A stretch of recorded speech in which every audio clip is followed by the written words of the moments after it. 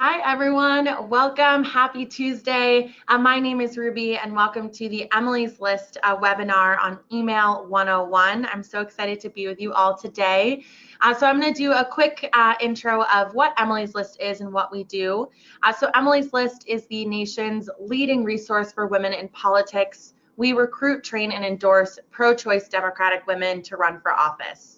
And today we have with us Ben Dotson, who is the Vice President of Digital at Emily's List, where he oversees digital fundraising, communications, and organizing efforts for the organization, including the email, social media, text messaging, and creative programs.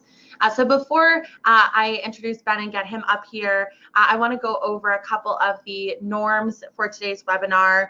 And just first off, ask any questions you want. Please type them in the box you can see on your screen, and we will have a question and answer section a little bit later on in the presentation where I'll be back on to ask any questions that you might have. So now I'm going to turn it over to Ben. Perfect. I'm so excited to be with everyone today to talk about email strategy and how you can run an email program and how it can be used to benefit your campaign. So we really have three goals for our time together today. First, I want you to understand the goal of an email program, what it can provide your campaign, what it's used for, and what it's not used for. I want to help you learn how to grow your email list. That is the paid and unpaid means you can use to get new subscribers, that is potential donors and volunteers and supporters who can support your campaign through your email program. And finally, I want to give you a few best practices for email content, those basic rules that'll help you make the most of the content you're putting out. So I like to start with discussing what an email program can actually do for you. So the size and scale of your email program is really going to depend on the level of race you're running and the resources you have to maintain it.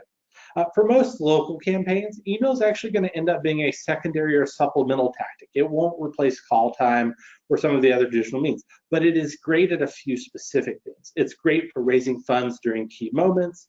It's great for chasing call time and following up on those pledges. It's great for building capacity for events. That is, getting people to actually show up, your friends and family, and reaching out to them. And finally, it's great for communicating with your supporters and making sure that they're looped into your campaign. But I always think of an email program as a bit like a savings account. You're always going to be building for the future. And one piece of advice I would give you at this point is that you want to get a real software program that can manage your emails. A tool like MailChimp or BlueState Digital or EveryAction, these are the common ones you might have heard of, because at the end of the day, you want to be able to track your measures of success, that is your open rates, your click-through rates, all of these ways in which you measure your success, and an email program will allow you to do that. An actual software package will allow you to do that. Don't just add all of your names to the BCC line in a Gmail send. That's certainly not a best practice. So actually invest in the tools so that you can set yourself up for success. And so one of the first places we start with when we talk about putting together an email program is how you're going to build and grow your list. And we're really talking about two different sets of tactics here. On the one hand, we're talking about organic tactics, that is the free or low cost means that you're going to build and grow your list. And then there's another set of tactics that are paid. Those are the low-cost digital ads that you could run to build your list. So for a big federal campaign, that is a race for the US Senate or the US House, those types of campaigns are going to be investing in really aggressive paid media efforts to build their email programs. Again, for most local races, you don't need to do that. What you're primarily going to be spending time on is those organic means, those free methods of building and growing your list. And there are a few tactics that fall into this category that I want to talk to you about. So first, collect email addresses at all of your events. Make sure you have a clipboard with a place where people can provide you with their name, their zip code, and their email address. And then make sure you have a mechanism set up to get those email addresses back into your email program. Because at the end of the day, if you put them on a clipboard and they go in the trunk of your car and no one ever sees them again, they're not actually potential donors, then you've sort of lost them. And so again, make sure you have the infrastructure set up to collect names at your events and then to make sure they get back into your program. Second, creative content. Encourage your list to forward and share your emails. Your current supporters are your best advocates to get future supporters. And so make sure you create content that people will want to share, people will want to send to their friends, and encourage them and ask them to do so. That'll help you bring in more people. Third, make sure you include a form on your homepage of your website to actually collect email addresses. It should be right up there at the top. Again, it's pretty simple. It should just collect email address, maybe zip code, maybe first name if you have room. But either way, make sure that's a priority on your homepage. And again, test it. Make sure that the names that you enter there actually make them back into your email database. I see that's just one of the most basic mistakes I sometimes see campaigns make, is they'll put that form on their website, people, they won't test it, and then those names sort of go into the ether, and again, it's a lost potential donor. So make sure that that form works. And then finally, use media and social media to your advantage. Convert your social media following into your email list. Incorporate asks to join your email list into your social media content regularly. Make sure it's a regular part of your program. And again, it's about sort of cross-pollinating these different channels using each other. So if you take no other piece of advice we give you today, take this one. You need an email calendar. An email calendar is, at the end of the day, it can be simple. It can be a Google spreadsheet or a Google Calendar, but it is about setting up a schedule for your email program based on what you know you need to do. Maybe that's sending once a week, maybe it's sending a couple of times a week, but at the end of the day, every email you send is going to require content to be written. That is the copy for the email itself, that is the subject lines, that is setting it up, that is images that'll have to be designed for it, it's landing pages that have to be set up, and it's a lot of work. And so if you have an email calendar, you can plan for all of that and schedule it out and make sure it all gets done in the time you need to do it. We always say that great email programs are built out of a mix of interesting planned content and the ability to jump during big moments. And having an email calendar allows you to be ready and prepared for those big moments. So again, take this piece of advice. And a calendar really allows you to plan, it allows you to set goals, it allows you to hold yourself accountable. Use a system that works for you. At the end of the day, it may not be the same for every campaign. Here at Emily's List, we use a Google spreadsheet, and that works just fine for us. So I want to talk to you a little bit about actual email content. So good emails follow what we call a theory of change. A theory of change is an if-then statement. If we do this thing, then that will happen. And so it allows you to, your supporters, to see themselves as a part of your campaign, to see their role and how their donation is going to help achieve your goals. And it gives your list a compelling reason to act. It takes that online action and helps it come offline. So good emails are timely. That is, they use the news of the day. They make sense based on the current political situation. They are going to be what's on the top of people's minds, or they're about what's on the top of people's minds. Good emails are emotional. They tug at the heartstrings. They make you really want to take action. They're compelling. Even good emails are genuine. That means they tell the truth and they're honest about the stakes. They don't overstate or engage in hyperbole. There is this sort of misunderstanding, I think, in email fundraising, that you have to sort of do final notice emails and you have to really be deceptive, but you don't. Think about it this way. You're trying to build your community for the long term. You want your supporters to be with you now and in the future. And if you want to do that, you really have to do the final thing here, which is treat them with respect. You're asking them to invest in your vision and in your campaign, and you want them to see how investing in your campaign will do good for their community. So again, treat your supporters with respect. Good emails are timely, they're emotional, they're genuine, and they're respectful. And your email should tell stories. You want to help people see their place in your campaign and in your movement. Don't be afraid to do that. Your emails need to reflect the voice of the sender. What I mean by this is, if your email is from a candidate, it needs to sound like the candidate. Use phrases and words that the candidate would use. If it's from the campaign, maybe it sounds a little more organizational. But again, this is all about authenticity. You want your supporters to feel like you're investing in your communications with them. You want to drive home the stakes. Again, this goes back to that theory of change. You want people to know what's really at stake if they take action or if they don't take action. You want them to understand how that donation or that action they're taking is actually going to benefit your effort.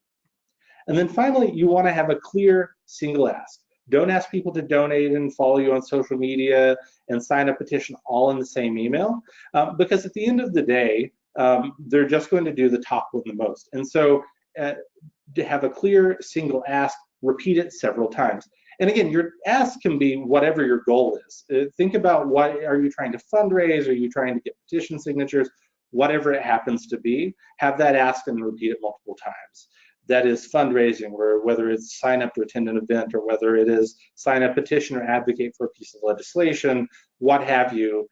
Make sure that you're really focused in on one goal for each email.